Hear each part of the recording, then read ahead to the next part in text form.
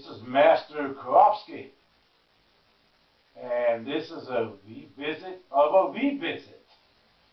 I did have a request to do a highlight of my martial arts journey because the ones that I have, I put in on the one that I have in my Braki. I think I go in a lot of detail on that one. Then I have another one, Liski, and I don't go in as much detail, but it's still quite long. One is about an hour long, and the other one is almost even my revisit is almost an hour long. So, I mean, all right, here we go. Oh.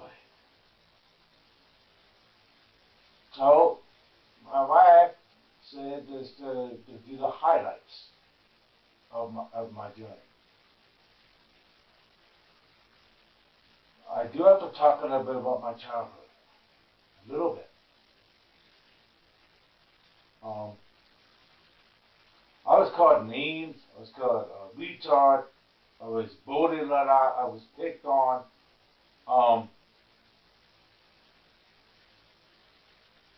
I had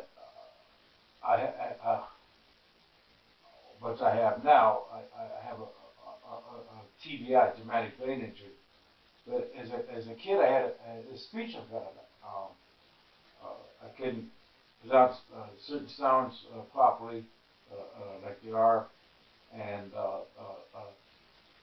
I was called a retard, all kinds of names, and it wasn't right. Um, so that was actually one of the things that drove me into getting into the martial arts. Um,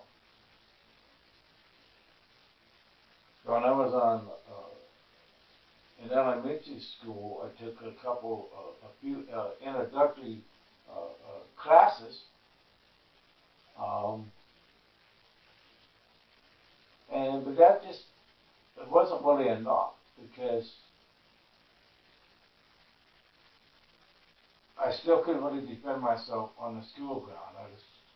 I did get in a lot of school ground fights because of my bullying. Um,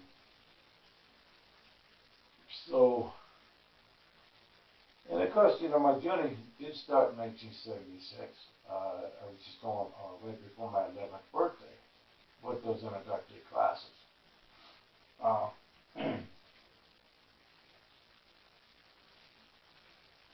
Uh, but it really wasn't until the fight in woodshop in ninth grade when I knew I had a lot more to learn.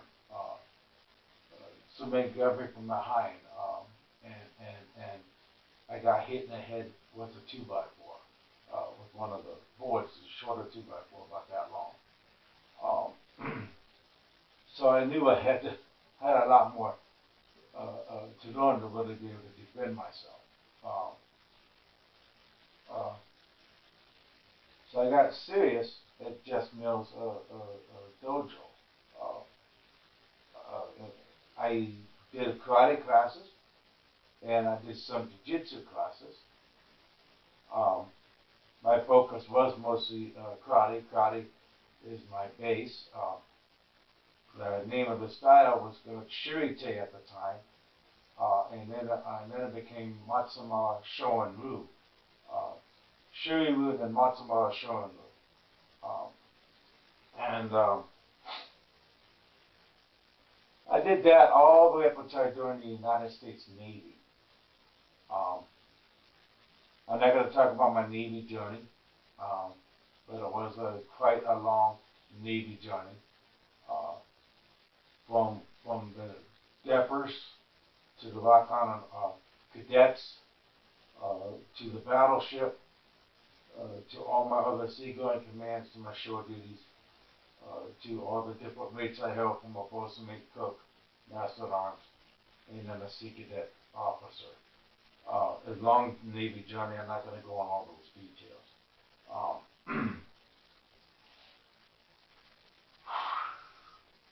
But with that Navy journey, I was at a lot of different locations.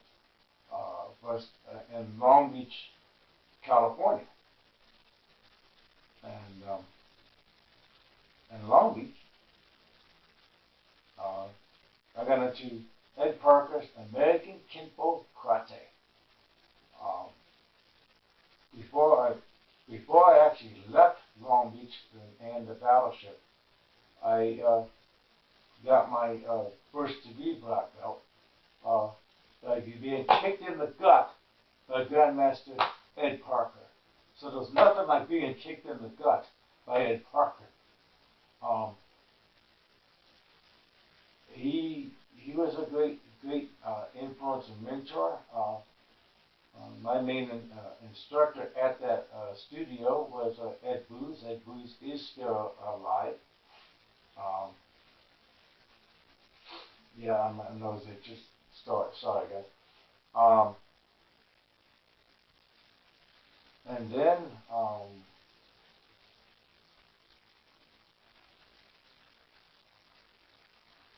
met a girl on the bass. I believe she was on the color loop. Um, I'm not sure if she's in engineering. Uh, she was an Asian girl, and she would train at the base park. And I don't know how she wished she kept the stick out on the ship, but it was a bow staff, not a really long bow staff. I want to say it was a 5 foot long bow staff, and she would just spin that bow staff, and I was like, wow, this is just so cool. So I trained with her from time to time at the park on the base, and that did help with my coordination, help me, because I did lack arm and eye coordination. When I was a kid, my dad built this toy where it would hit uh, uh, like a rolling pin with marks on it and try to hit these spots to develop my arm and eye coordination. And that helped with my coordination. Uh, I don't want to say the martial arts have been very beneficial to me. That's for certain. It has been very beneficial. Um, wow. But then when I went to Hong Kong in the early in 1990, um, I was intrigued by this old master, Master Lo Wong. Uh, Wong Lo is his actual name because Wong is his last name, his first name, and our they go by first and last. Over there they go by the last name first, his surname, and then okay. I call him Master Lo Wong. My God, I mean, even at the time when I met him, he was in his 80s, and he could just do some extraordinary things. Uh, and it was the Hungar Gung Fu. He was very proficient at the Tiger and at a form called the Plum Blossom, the Plum Hand. Uh, I got to go back to Hong Kong and train exclusively under him, and that, to me as an American, was an honor to be able to do. So I ended up getting my red sash in Hungar Gung Fu.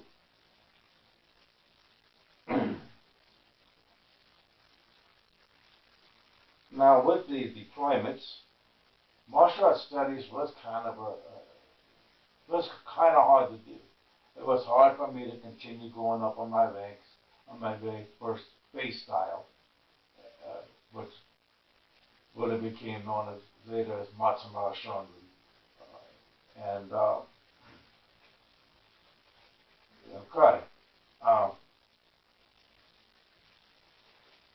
and wasn't willing until 1994 was able to really have the opportunity to really get my black belt in the first style that I started way back in the late 70s. So kind of put a damper on things, but I was glad to finally get my black belt in that, and then finally get my black belt in jiu-jitsu, and really continue my martial arts journey to go full circle when I started creating my style of Tiger-Roo, which you hear talk about my channel a lot about Tiger-Roo, you know. And Tiger-Roo is all the styles that I studied, which I combine into one coherent system of the martial arts, you know, with my base style of Shuri-Te Karate and the Hungar Kung Fu, the American Kinpo, the Jiu-Jitsu, and then later Taekwondo, because like I said, going from ship to ship, command to command. Because, you know, I went from Long Beach, California, to Charleston, South Carolina. Charleston is where I started really perfecting my Tiger-Roo and really putting it together.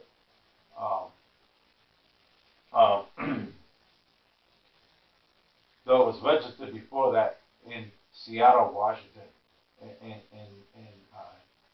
1990, and I did a demonstration of the Won-Su Tiger Kata at the Red Lion Review.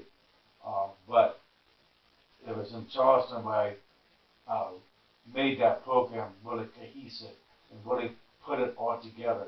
And it's the Tiger-Roo as known today, my final version of Tiger-Roo. Okay. There's a poster that I sit behind on some of my videos. That's the poster I did in 1998. That's my cohesive, full version of Tiger-Roo, all the way up to 5th degree black belt. And then of course the belts that go on after that. That's what the other dots represent, going all the way to the dragon, and the dragon is the Grand Master. You know, I might even have the dragon yet, but I left some leeway on that poster. Anyway, so in Virginia Beach, when I was stationed on the John C. Stennis CV-74 in the later 90s, I think that was from 95 to 98. Yeah, because that was before I went to Shore-Diddy in Rhode Island. Don't quote me exactly on the dates. I watched the Caribbean belt, and I had nothing else to really do, so the only local school was a Taekwondo school, so I took some Taekwondo. Now, Taekwondo is not really part of my Tiger-Roo, but it did help me expand my kicking and give me other aspects of the martial arts. And then, after I got injured in the Navy, I went into more softer stuff. Shorinji Ryu Kimpo,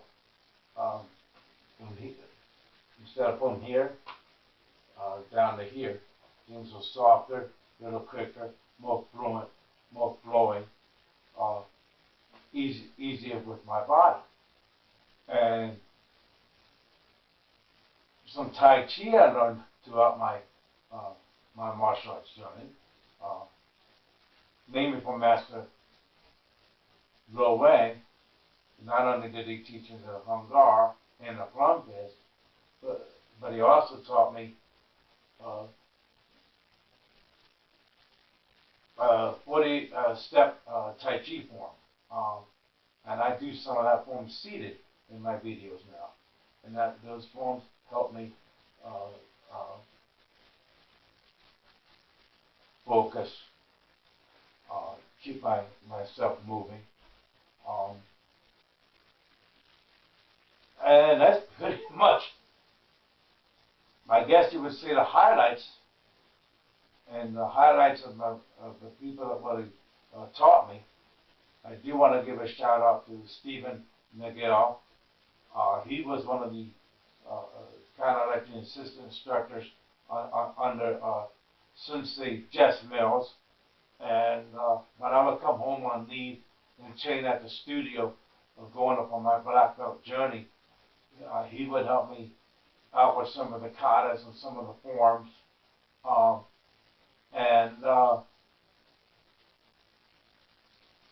He's one of only two that I really have that's really alive that was really part of my journey, even though there wasn't actual sensei or masters.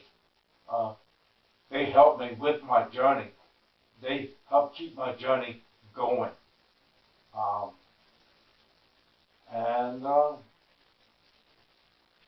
That I just can continue going up in the martial arts, and now I am a 9th degree black belt, hoping to go full circle with my full moon Tiger-Ru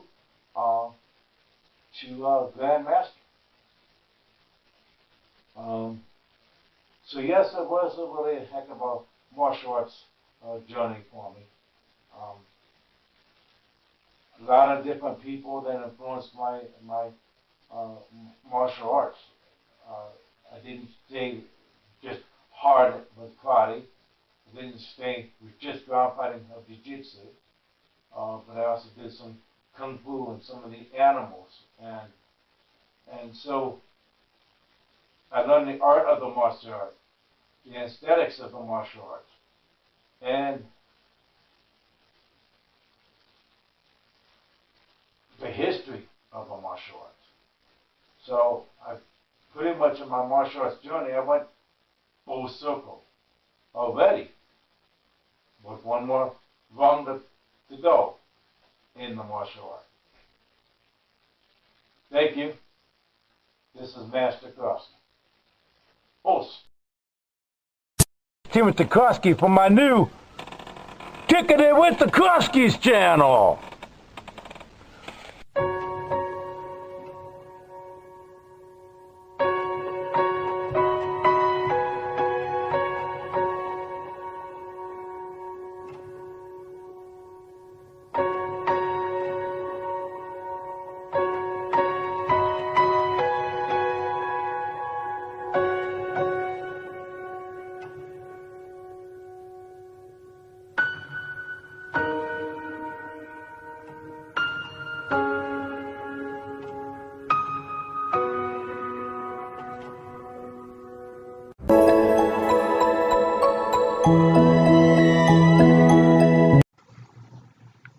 Alright, my friends. Earning my 9th Dan was a lot of hard work, that's for certain. Overcoming the obstacles I had to overcome. But earning my red sash was extremely hard. I had to stand in between two posts with my legs in a split, with a stick across my legs and a bucket on each of water on each stick, and I was holding up a Tai Chi sword. That was a very, very hard test.